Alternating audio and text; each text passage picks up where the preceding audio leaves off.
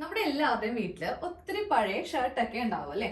അതിപ്പോ കോളറിന്റെ ഭാഗത്തൊക്കെ അഴുക്കായതുള്ളത്, ഇല്ലെങ്കിൽ കീറിയത്, അങ്ങനെ ഏതെങ്കിലും തരത്തിലുള്ള ഷർട്ട് ഉണ്ടാവും. അപ്പൊ നമുക്കിന്ന് ഈ ഒരു ഷർട്ട് വെച്ചിട്ട് നമുക്ക് ലേഡീസിന് ഏറ്റവും വലിയൊരു തലവേദനയായിട്ടുള്ള പ്രശ്നത്തിനാണ് പരിഹാരം കണ്ടെത്താൻ പോകുന്നത് കേട്ടോ.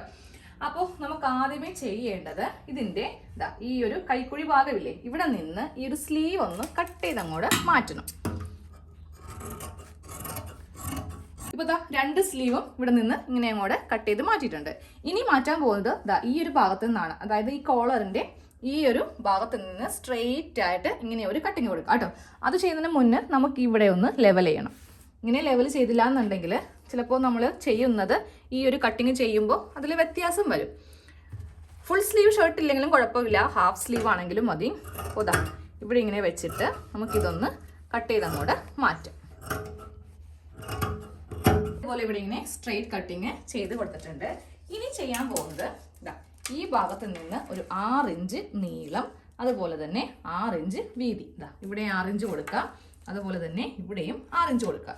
എന്നിട്ട് ഇതിനെ ഇങ്ങനെ ഒന്ന് സെപ്പറേറ്റ് ചെയ്യുക കേട്ടോ. ഈ ഒരു കഷ്ണം കട്ട് ചെയ്തെടുത്തിട്ട് നമ്മൾക്ക് ഇത് വെച്ചിട്ട് ഇവിടെയും ഈ ഭാഗത്തും ഒന്ന് ചെയ്യണം. ഞാൻ ഇവിടെ നിന്ന് ഈ ഒരു പാർട്ട് ഇങ്ങനെ ഒന്ന് കട്ട് ചെയ്തെടുത്തു. എന്നിട്ട് അത് ഈ ഭാഗത്ത് കറക്റ്റ് ഇങ്ങനെ ഒന്ന് വെച്ച് കൊടുക്കുക. എന്നിട്ട് നമുക്ക് ഇങ്ങനെ ഒന്ന് കട്ട് ചെയ്യാം. ഓക്കെ, ഈ ഒരു ആം ഹോളിന്റെ ഭാഗം ഇങ്ങനെയാണ് പോകുന്നത് കേട്ടോ. അതുപോലെ തന്നെ ഇവിടെയും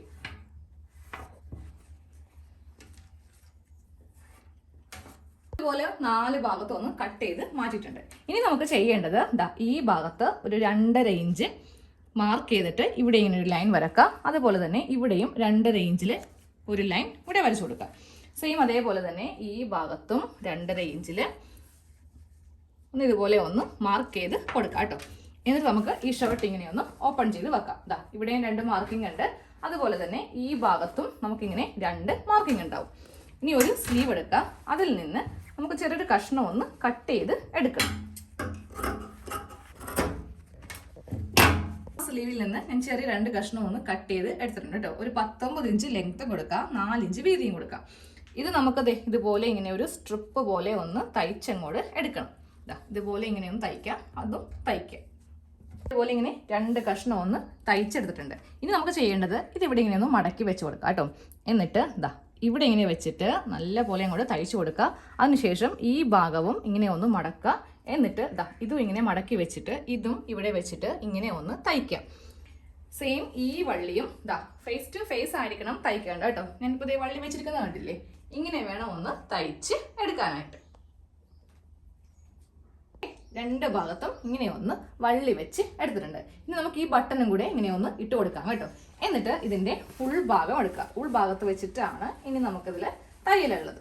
ഉൾഭാഗം എടുത്തിട്ടുണ്ട്. ഇനി ഉൾഭാഗം എടുത്തിട്ട് ഈ 2 ഭാഗങ്ങൾ തമ്മിൽ നമുക്ക് ഒരു സ്റ്റിച്ച് ചെയ്ത് നിർത്തുക. അതിനുശേഷം ഈ ഒരു ഭാഗത്തും സ്റ്റിച്ച് ചെയ്ത് നിർത്താം. ഈ 2 ഭാഗത്തും ഇങ്ങനെ ഒന്ന് തയ്ച്ച് എടുത്തിട്ടുണ്ട്. ഇനി ഈ ഒരു ഭാഗം ഉണ്ടല്ലോ, അതിങ്ങനെ എടുക്കുക. എന്നിട്ട് അത് തമ്മിൽ ഇങ്ങനെ അങ്ങോട്ട് വെച്ചിട്ട് ഈ 4 കോർണറും ഒന്ന് തയ്ച്ചങ്ങോട്ട് എടുക്കണം. ഇതെല്ലാ ഭാഗവും 4 ഭാഗവും ഞാൻ ഇങ്ങനെ തയ്ച്ചെടുക്കണം കേട്ടോ. ഇനി നമുക്കിതിൻ്റെ നല്ല വശം എടുക്കണം. നല്ല വശം എടുക്കണം എന്ന് പറയുമ്പോൾ ഈ ഭാഗത്തെ ഈ ബട്ടൺ അഴിച്ചാൽ മാത്രമേ നമുക്കിതിൻ്റെ നല്ല വശം കിട്ടുള്ളൂ.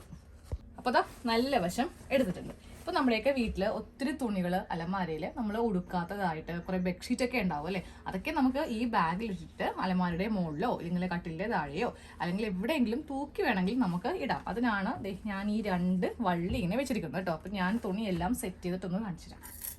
ഇപ്പോൾ നമ്മുടെ പഴയ ഷർട്ട് കൊണ്ടുള്ള ബാഗ് കണ്ടോ. ഞാനപ്പോൾ ഇതിൽ തുണി എനിക്ക് ഇത്രയേ ഉള്ളൂ, ഇത്ര ഞാൻ വെച്ചുള്ളൂ. എന്നാലും ഇഷ്ടം പോലെ ഇതിൻ്റെ അകത്ത് ഇനിയും സ്പേസ് ഉണ്ട്.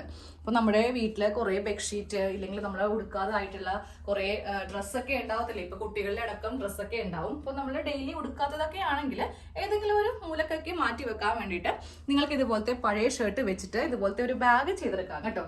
നമുക്ക് ഇത് തൂക്കി വേണമെങ്കിൽ അങ്ങനെ ഇടാം, എങ്ങോട്ടെങ്കിലും കൊണ്ടുപോകണമെങ്കിലും നമുക്ക് എളുപ്പമാണ്. കണ്ടില്ലേ, ഇതുപോലെ ഇങ്ങനെ ഒന്ന് പിടിച്ചിട്ടുണ്ട് നടക്കാം.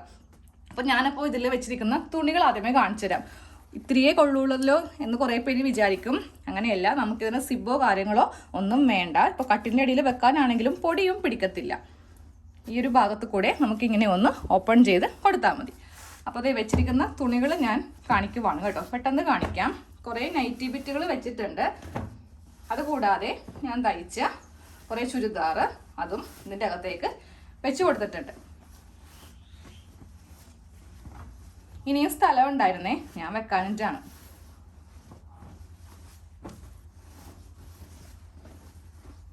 കണ്ടോ, ഇത്രയും ഡ്രസ്സുകളാണ് ഞാൻ ഇതിൻ്റെ അകത്ത് വെച്ചത്. അപ്പോൾ ഒരു മിനിമം ബെഡ്ഷീറ്റൊക്കെ വെക്കാനാണെങ്കിൽ ഒരു 10-15 ബെഡ്ഷീറ്റെങ്കിലും നമുക്കിതിൽ വെക്കാൻ വേണ്ടിയിട്ട് പറ്റും. സ്പേസ് ഇനിയുണ്ട് കേട്ടോ, ഞാൻ ഇത്ര മാത്രമേ വെച്ചുള്ളൂ. അപ്പോൾ എല്ലാവരും ഷർട്ട് വെച്ചിട്ട് ഇതുപോലെ ഒന്ന് ചെയ്തെടുക്കുക.